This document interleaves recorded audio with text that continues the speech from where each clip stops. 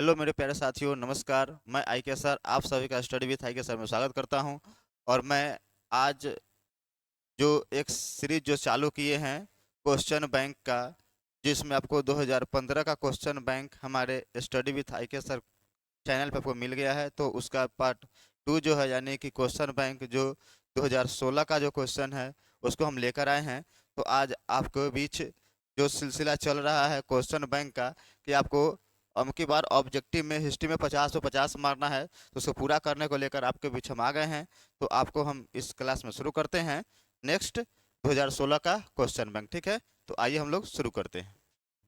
तो मेरे प्यारे साथियों, जो आपका फर्स्ट नंबर का क्वेश्चन है, अगर आप 2015 का अगर क्वेश्चन बैंक नहीं देखे हैं तो आप मेरा वीडियो देख लीजिए, कि अगर वो आपको क्लियर होता है तो इसमें से लगभग बता रहे हैं कि 40% क्वेश्चन आपको आराम से बन जाएगा। ठीक है, तो आप उस वीडियो को भी एक बार देख लीजिएगा। ठीक है, ये लगातार देखिएगा तो आपको बहुत मजा आएगा और आपके एकदम आसान हो जाएगा आपके लिए। ठीक है, तो चलिए पहला क्वेश्चन है कि हड़प्पा किस नदी के किनारे स्थित है। तो बता दे कि जो हड़प्पा है वो हमारा रावी नदी के किनारे क्या था, हमारा स्थित है। तो हड़प्पा किस किनारे स्थित है, तो रावी नदी किनारे स्थित है। और आपको हम बता दें हड़प्पा के बारे में थोड़ा संक्षिप्त जानकारी, कि हड़प्पा की खुदाई 1921 ईस्वी में कौन, दयाराम साहनी ने किया था। कौन किया था, दयाराम साहनी ने किया था। ठीक है, साहनी ने किया था। ठीक है, और यह पाकिस्तान के माउंट गोमरी जिला में क्या है, स्थित है। ठीक है, और हड़प्पा सभ्यता का जो सबसे पहला बार जिसकी खुदाई हुई है उसका नाम है हड़प्पा। ठीक है, और आपको बता दे कि जो सिंधु नदी किनारे कौन स्थित है, तो वह है मोहनजोदड़ो। कौन है, मोहनजोदड़ो। ठीक है, और ब्यास नदी किनारे कोई भी नहीं है, सतलज नदी किनारे स्थित है। आप लोग पता होगा कि सतलज नदी किनारे जो स्थित है वह आपका है रोपर। कौन है, रोपर। रोपर किस किनारे है, सतलज नदी के किनारे है। क्लियर, और रोपर कहाँ है, तो गुजरात में है। क्लियर, बढ़े आगे, कोई दिक्कत यहाँ तक नहीं है। चलिए नेक्स्ट आते हैं हम लोग, 2 नंबर क्वेश्चन हम लोग का, कि लोथल स्थित है।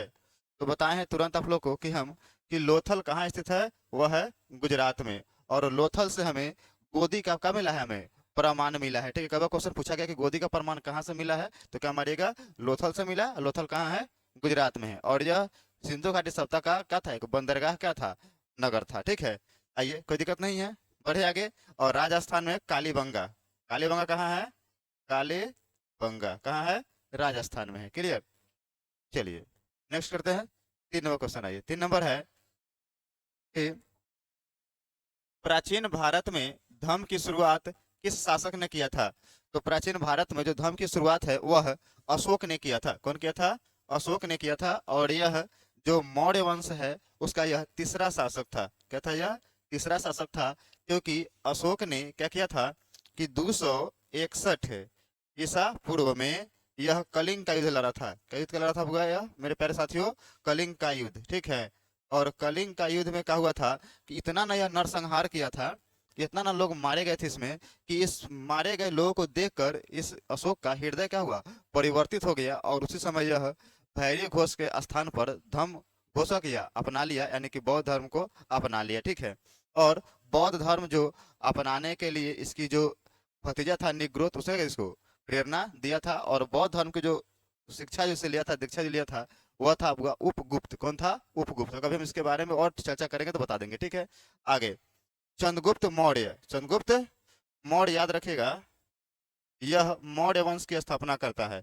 मौर्य वंश की स्थापना किसने किया था, चंद्रगुप्त मौर्य। और चंद्रगुप्त द्वितीय के दरबार में आप याद कीजिएगा कि चंद्रगुप्त द्वितीय को हुई विक्रमादित्य कहा जाता है, विक्रमादित्य कहा जाता है। और इसी के दरबार में नौ रत्न रहता था, नौ रत्न, यानी कि गुप्त काल में जो है किसके दरबार में रहता था, तो चंद्रगुप्त द्वितीय के दरबार में क्या होता था, नौ रत्न रहता था। और कनिष्क जो है यह कुषाण वंश का सबसे प्रतापी क्या है, शासक है। कुषाण वंश का सबसे प्रतापी शासक है। ठीक है, लेकिन बोले कुषाण वंश के स्थापना किसने किया था, तो कुजुल कडफिसस, कुजुल कडफिसस, कडफिसस, फिसस। ठीक है, कडफिसस ने किया था। ठीक है, तो आई होप आपको हम पूरा समझाने की कोशिश किए हैं। ठीक है, क्योंकि यह वीडियो आपका ऑब्जेक्टिव है, इससे आपको पूरी तरह समझा नहीं पा रहे हैं। ठीक है, सब्जेक्टिव पे कमेंट कीजिए, सब्जेक्टिव बना देंगे। क्लियर, चलिए नेक्स्ट बढ़े आगे। चलिए अगला है आपका 4 नंबर क्वेश्चन है, भारत का नेपोलियन किस शासक को कहा जाता है? तो भारत का जो नेपोलियन कहा जाता है वह समुद्रगुप्त को कहा जाता है, यानी कि ऑप्शन नंबर बी हमारा क्या होगा, सही होगा। लेकिन अगर क्वेश्चन आ जाएगा कि यूरोप का समुद्रगुप्त किसे कहा जाता है, तो याद रखिए कौन मारिएगा, नेपोलियन। क्लियर? क्या बोले? अगर बोलेगा कि भारत का नेपोलियन किसे कहते हैं तो समुद्रगुप्त को, अब बोलेगा कि यूरोप का समुद्रगुप्त किसे कहते हैं, नेपोलियन को कहते हैं। क्लियर यहाँ तक? कोई दिक्कत नहीं है। और आपको पता ही है कि मौर्य वंश का स्थापना चंद्रगुप्त मौर्य ने किया था। अकबर जो था यह मुगल वंश का तीसरा शासक था, ठीक है। और अशोक ये भी क्या था, आपका तीसरा शासक था। क्लियर? चलिए नेक्स्ट बढ़े आगे। अगला ये 5 नंबर क्वेश्चन है आपका कि महाभारत की रचना किसने किया था? तो महाभारत किसने लिखा था? तो महाभारत जो लिखा था वह लिखा है आपका वेद व्यास, महर्षि वेद व्यास ने महाभारत की रचना किया है। और वाल्मीकि जो है यह रामायण की रचना किया है। कौन है? रामायण की रचना किया है, वाल्मीकि ने किया है। और मनुस्मृति, मनुस्मृति की रचना कौन किया है? मनु ने किया है। और कौटिल्य ने अर्थशास्त्र की रचना किया है, अर्थशास्त्र की रचना किया था। ठीक है, तो दिक्कत नहीं है, बढ़े आगे। चलिए, और आप लोग को हम बता दें कि मेरे जितने भी प्यारे साथियों हैं, अगर वह अगर किसी जैसे एसएससी, सीजीएल, सीपीओ या यूपीएससी, ठीक है, यूपीपीसीएस का अगर तैयारी करते हैं तो उसके लिए भी हम प्रीवियस ईयर का क्वेश्चन हम लेकर आ रहे हैं। आपको स्टडी विथ आई के सर पे ही रोज 5 क्वेश्चन आपके साथ हम डिस्कस करते हैं। आप उसे देखिए, आपको बहुत ज़्यादा आपको नॉलेज क्या होगी, गेन होगी। ठीक है, तो आप उसे जरूर देखें और हमें कमेंट पे जरूर बताएं। ठीक है, चलिए नेक्स्ट आते हैं कि अर्थशास्त्र के लेखक कौन है? तो अर्थशास्त्र के जो लेखक है वह है आपका कौन? कौटिल्य। इसी को हम चाणक्य भी कहते हैं, इसी को चाणक्य कहते हैं। वेद व्यास महाभारत, अभी अभी अभी तुरंत बताए हैं। वाल्मीकि रामायण, मनु मनुस्मृति, मनुस्मृति। क्लियर यहाँ तक? कोई दिक्कत नहीं है, बढ़े आगे। चलिए नेक्स्ट है, अगला क्वेश्चन है 7 नंबर क्वेश्चन है आपका। 7 नंबर है कि चौथा बौद्ध संगीत किस शासक के शासन काल में हुआ था? तो चौथा बौद्ध संगीत जो है वह कनिष्क के शासन काल में हुआ था। ठीक है, और इस जो है यह कहाँ हुआ था? तो यह हुआ था कुंडल वन में। कुंडल वन जो कहाँ पड़ता है? जम्मू कश्मीर में पड़ता है। ठीक है, और इस समय जो इसका अध्यक्ष थे वह थे दो गो, याद रखिएगा। इस समय दो गोरा था, एक अध्यक्ष था और एक था आपका उपाध्यक्ष, उपाध्यक्ष। ठीक है, अध्यक्ष में कौन थे? अध्यक्ष में से वसुमित्र, वसुमित्र, जिन्होंने महाविभाष्य, महाविभाष्य शास्त्र पुस्तक लिखे हैं। क्या लिखे हैं? महाविभाष्य शास्त्र पुस्तक लिखे हैं। और उपाध्यक्ष में कौन थे? अश्वघोष। कौन थे? अश्वघोष थे, जिन्होंने कौन पुस्तक लिखा था? तो जिन्होंने पुस्तक लिखा था उस पुस्तक का नाम था बुद्ध चरित। क्या था? बुद्ध चरित। और इन्हीं को, बुद्ध चरित को ही बुद्ध का गीता कहा जाता है। क्या बोलाता है? बुद्ध का गीता किसे कहा जाता है? तो वह मारिएगा बुद्ध चरित को। ठीक है, और आपको और अगर डिटेल से कह देते याद रखेगा कि जो अजात शत्रु जो के समय में पहला बौद्ध संगीत हुआ था, दूसरा बौद्ध संगीत काला अशोक के समय हुआ था, तीसरा जो हुआ था वह अशोक के समय हुआ था। ठीक है, पहला जो हुआ था यह राजगिरी में हुआ था, राजगिरी में। दूसरा वैशाली में हुआ था। ठीक है, और तीसरा जो है आपका वह पाटलिपुत्र में हुआ था, पाटलिपुत्र में हुआ था। क्लियर? और भी है कि पहला 483 बीसी में हुआ था, जो बाद में पहला, और दूसरा जो है वह 383 बीसी में होता है। तीसरा जो है वह आपको 255 बीसी में होता है। और प्रथम जो है वह, चौथा जो है पहले प्रथम शताब्दी में होता है, यानी कि लगभग 78 ईस्वी के समय होता है। क्लियर? जिस समय कनिष्क का राज्यारोहण हुआ था, यानी कनिष्क राजा बना था। क्लियर? चलिए बढ़े आगे, अगर आप इसको आते हैं तो स्क्रीनशॉट ले लीजिएगा। क्लियर? चलिए नेक्स्ट बढ़े आगे। 8 नंबर क्वेश्चन है आपका, प्रयाग प्रशस्ति किसने लिखा था? देखिए, प्रयाग प्रशस्ति जो है वह हरिसेन ने लिखा है। ठीक है, कौन लिखा है? हरिसेन ने लिखा है। बाणभट्ट जो है यह कादम्बरी, कादम्बरी की रचना किया है। और हर्षचरित की रचना किया है। हर्षचरित की रचना कौन किया है? तो बाणभट्ट किया है। और कालिदास जो है, इनका तो बहुत सारे हैं, कुमार संभव। ठीक है, फिर उसके बाद आपका होगा अभिज्ञान शकुंतलम, अभिज्ञान शकुंतलम, शकुंतलम। अभिज्ञान शकुंतलम आपको जब बीए इंग्लिश ऑनर्स कीजिएगा तो आपको पढ़ना है अभिज्ञान शकुंतलम, जिसमें शकुंतला जो एक लड़की रहती है जो शकुंतला नाम के पक्षी पर रहता है, और जो अभिज्ञान शकुंतलम जो है इसमें, ठीक है, इसी में मतलब दुर्वासा ऋषि रहते हैं। इसकी कहानी अगर कहिएगा तो हम क्या करें आपको बता देंगे वो डिटेल से, ठीक है। आ गइए, अगला आपका है ऋतु संहार। ऋतु संहार इन्हीं का है, ऋतु संहार, ठीक है। फिर उसके बाद अगर देखिए इनके पास और भी तो मालवी का अग्निमित्रम है, रघुवंशम है, ठीक है। तो बहुत सारे का इनकी रचना है, ठीक है, आपको इतना याद रख लीजिएगा। हरिसेन जो है यह प्रयाग प्रशस्ति हरिसेन लिखे हैं, और तुलसीदास जो लिखे हैं यह रामचरित मानस। कौन लिखे हैं? रामचरित मानस लिखे हैं। क्लियर? चलिए आगे बढ़ते हैं, 9 नंबर क्वेश्चन पे आते हैं, आप इसे देख लीजिए एक बार, ठीक है। चलिए मेरे प्यारे साथियों, मजा आ रहा है तो आप वीडियो को ज्यादा से शेयर कीजिएगा, ठीक है। अगला है आपका कि विजयनगर साम्राज्य की स्थापना किसने की थी। तो बता दें कि विजयनगर साम्राज्य की जो स्थापना हुआ था वह हरिहर एवं बुक्का ने किया था। कब किया था? 1336 ईस्वी में किया था। क्या कहा था? ईस्वी में, मतलब एडी में किया था। क्लियर? और विजयनगर साम्राज्य का सबसे सबसे महानतम शासक कौन था? तो कृष्णदेव राय था। क्लियर? बढ़े आगे, कोई दिक्कत नहीं है। चलिए आगे, अगला है आपका क्वेश्चन 10 नंबर है ये। 10 नंबर है कि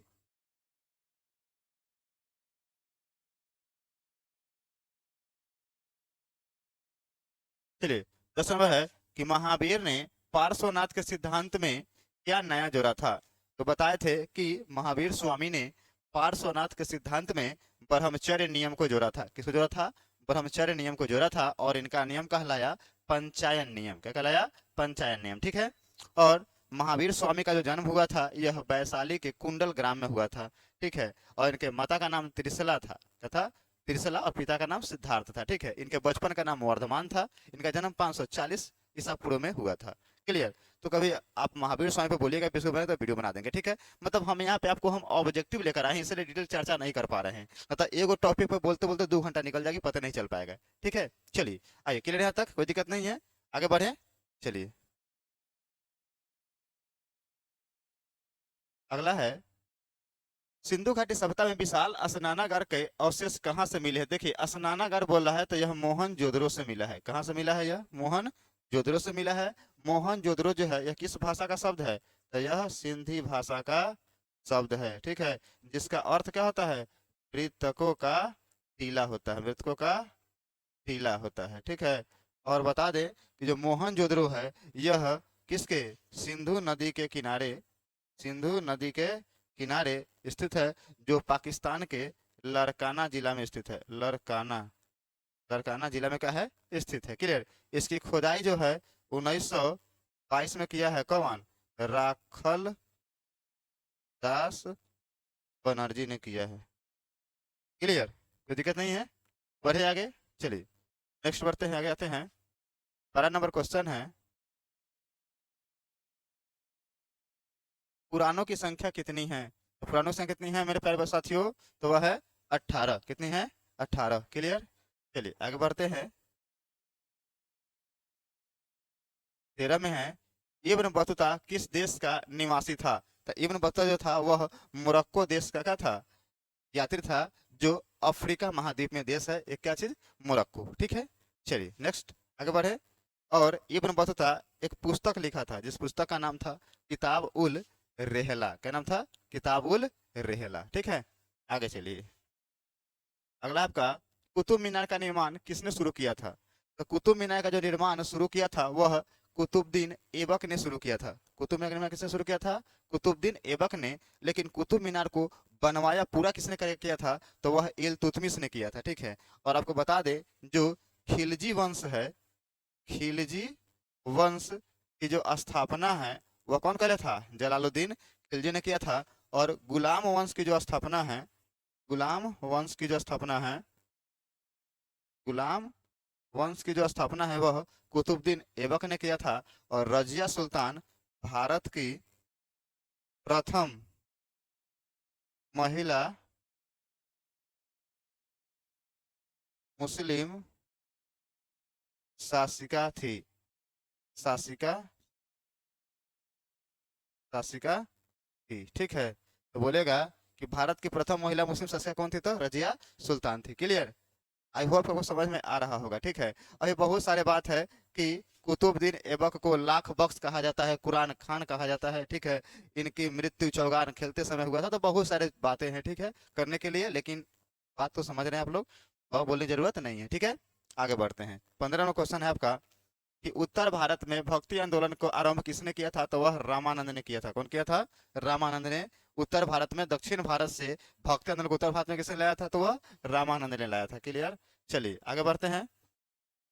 कैप्टन हॉकिंस जो है यह किस मुगल शासक के दरबार में आया था, तो वह जहांगीर के दरबार में आया था। और आपको बता दें कि कैप्टन हॉकिंस क्या था, कि बहुत बड़ा क्या था, चित्रकारी का था, प्रेमी था। और जहांगीर भी क्या था, चित्रकारी का क्या था, बहुत बड़ा प्रेम था। जब जहांगीर, जब ये सर टॉमस शुरू आया था तो उसे जहांगीर ने अनुमति व्यापार करने की नहीं दिया था, लेकिन जैसे कैप्टन हॉकिंस आया था तो उसे अनुमति दे दिया था, क्योंकि इसके बातों विचार किससे मिलता था, तो वह मिलता था किससे, आपको बता दे, तो वह किससे, कैप्टन हॉकिंस से मिलता था। एक मिनट मेरे साथ।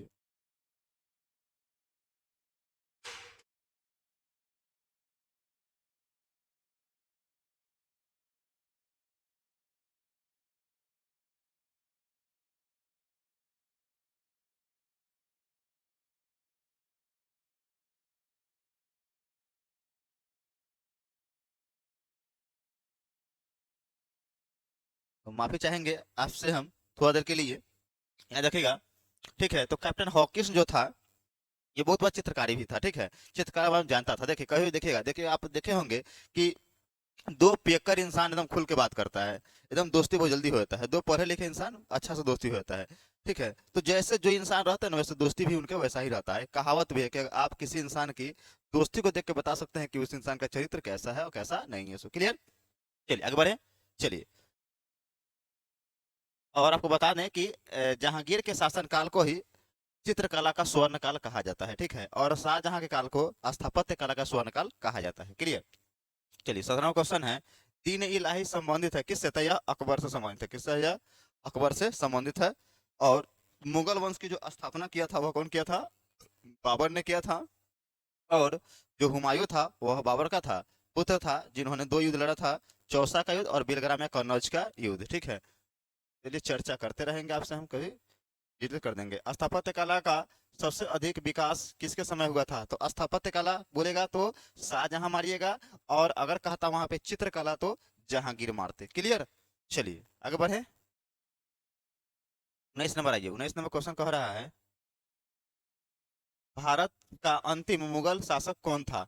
तो भारत का जो अंतिम मुगल शासक था मेरे प्यारे साथियों, वह था आपका बहादुर शाह जफर। कौन था, बहादुर शाह जफर। क्लियर। चलिए नेक्स्ट है, अगला क्वेश्चन है आपका 20 नंबर है, तलवंडी में किस प्रसिद्ध संत का जन्म हुआ था। तो तलवंडी में जो जन्म हुआ था वह गुरु नानक का हुआ था। किसका हुआ था, गुरु नानक का जन्म तलवंडी में हुआ था। क्लियर। चलिए अगला क्वेश्चन आपका है 21 नंबर है, कि अकबर का संरक्षक कौन था। तो संरक्षक कौन था, बैरम खां। कौन था, बैरम खां अकबर का संरक्षक था। क्लियर। चलिए नेक्स्ट है आपका, अगला है आपका 22 नंबर है, कि आईने अकबरी किसने लिखा था। तो आईने अकबरी किसने लिखा था, तो अबुल फजल ने लिखा था। कौन लिखा था, अबुल फजल ने लिखा था। क्लियर। चलिए आइए आगे। अगला है आपका, तंबाकू का सेवन किस मुगल सम्राट ने किया था। तो वह किया था अकबर ने तंबाकू का सेवन सर्वप्रथम किया था। और तंबाकू के सेवन प्रतिबंध कौन लगाया था, तो वह जहांगीर ने लगाया था। क्लियर। चलिए कोई दिक्कत नहीं यहाँ तक, आ गई है। 24 है, औरंगजेब ने अपने जीवन का अंतिम भाग कहाँ बिताया था। तो वह बिताया था आपका दक्षिण भारत में। कहाँ बिताया था, दक्षिण भारत में उन्होंने अपना जीवन का अंतिम समय बिताया था। कौन, औरंगजेब, ठीक है। चलिए आगे बढ़ते हैं। 25 नंबर है क्वेश्चन आपका, पानीपत का प्रथम युद्ध किस वर्ष हुआ था। तो बता दें कि पानीपत के जो प्रथम युद्ध हुआ था वह 1526 में हुआ था, ठीक है। और यह हुआ था बाबर और इब्राहिम लोदी के बीच हुआ था, जिसमें बाबर का हुआ था विजयी रहा था, ठीक है। उसने बहुत सारे तोप खाने का प्रयोग किया था, तुगलमा नीति का प्रयोग किया था, ठीक है। बता दें उस जिहाद का नारा दिया था, तो सब बता देंगे, आगे बता देंगे, ठीक है।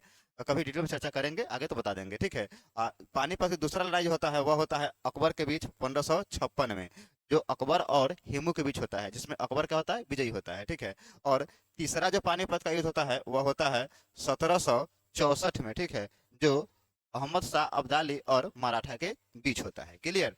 चलिए आगे बढ़े। चलिए अगला है आपका,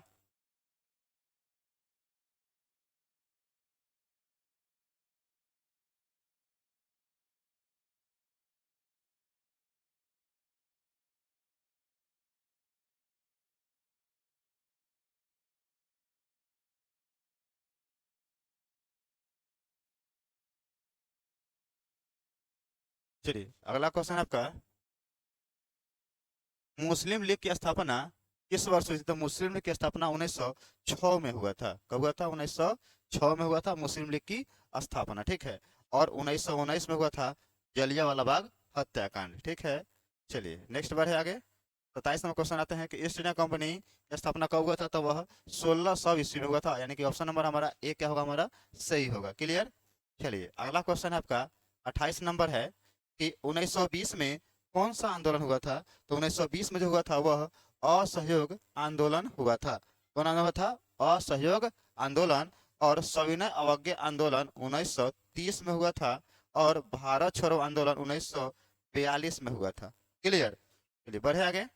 चलिए अगला है आपका, 29 होगा।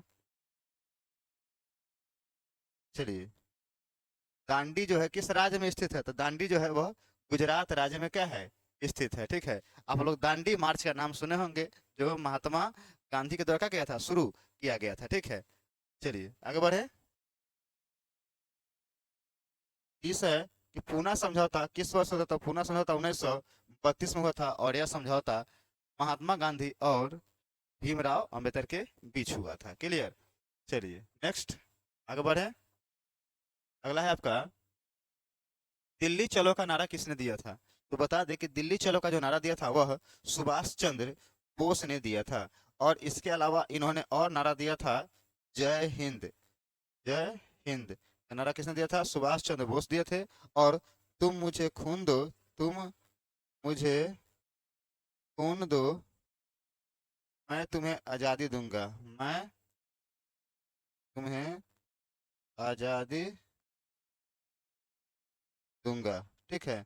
कौन बोला था? सुभाष चंद्र बोस ने ही बोला था। क्लियर। चलिए आगे बढ़ते हैं। 32 नंबर क्वेश्चन है हमारा, काला कानून किसे कहा जाता है? तो काला कानून रॉलेट एक्ट को कहा जाता है, ठीक है। जो 1919 में अंग्रेजों के द्वारा लाया गया था, ठीक है। जिसे बिना अपील, बिना वकील, बिना दलील का कानून भी कहते हैं। इसे आतंकवादी कानून भी कहते हैं, ठीक है। क्योंकि इसमें किसी भी मुजरिम को पकड़ने के बाद पुलिस को 24 घंटा के अंदर उसे जज के सामने, कहा तो उसको पेश करना होता है। लेकिन इसमें ऐसा किया गया कि इसमें कोई भी पेश करने की जरूरत नहीं, जब तक मन करेगा तब तक रखेंगे। तो कैसा? आतंकवादी की तरह था, इसलिए इसे आतंकवादी कानून भी कहा जाता है, ठीक है। चलिए आगे बढ़े।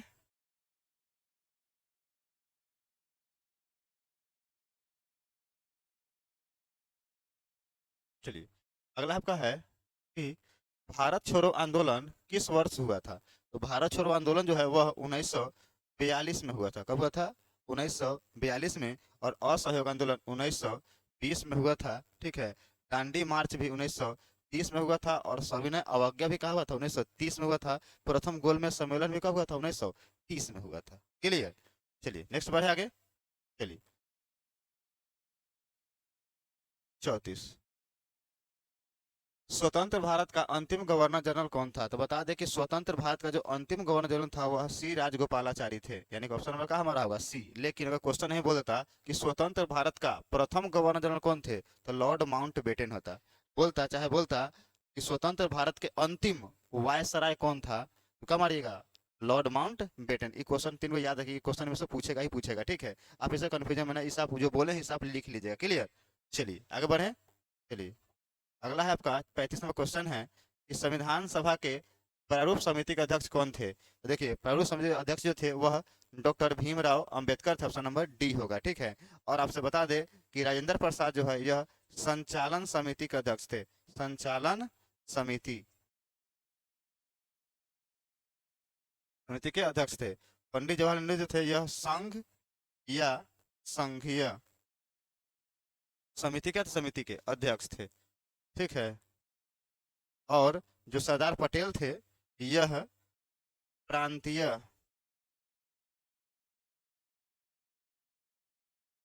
प्रांतीय समिति क्या थे, ये समिति के अध्यक्ष थे और ये प्रारूप समिति के अध्यक्ष थे। क्लियर। चलिए नेक्स्ट बढ़े आगे। 36 नंबर आइए। बिहार में चंपारण सत्याग्रह कब हुआ था? तो बिहार में चंपारण सत्याग्रह जो हुआ था वह 1917 में हुआ था। कब हुआ था? 1917 में हुआ था। बंगाल विभाजन 1905 में हुआ था। क्लियर। चलिए अगला आपका 37 नंबर क्वेश्चन है कि संथाल विद्रोह के नेता कौन थे? तो संथाल विद्रोह के जो नेता थे वह सिद्धू और कान्हू थे। और संथाल विद्रोह जो होता है वह 1855 में होता है। कब होता है? 1855 में। और यह जमींदारों के और अंग्रेजों के खिलाफ हुआ था। क्लियर। चलिए आगे बढ़े। अस्थाई बंदोबस्त कहाँ लागू किया गया? तो अस्थाई बंदोबस्त जो है वह बंगाल में लागू किया गया और यह लॉर्ड कॉर्नवालिस के द्वारा लागू किया गया था। ठीक है। और इसे किसे अस्थाई बंदोबस्त को सूर्यास्त कानून के नाम से भी जाना जाता था। इसी को हम जमींदारी व्यवस्था भी कहते थे। क्लियर। चलिए अगला है 39 नंबर है कि बिहार में 1857 के प्रमुख नेता कौन थे? तो वह थे कौन? वीर कुंवर सिंह, जो कहाँ के थे? आरा के, जगदीशपुर के रहने वाले थे। क्लियर। और आपका अंतिम क्वेश्चन है कि संविधान, भारतीय संविधान के अनुसार संप्रभुता निहित है। तो हमारे किसमें? संविधान में क्या है? हमारे संप्रभुता क्या है? हमारा निहित है। क्लियर। तो आई होप कि आपको हमें पूरी क्वेश्चन समझाने का कि समझाने की पूरी तरह से प्रयास किए हैं।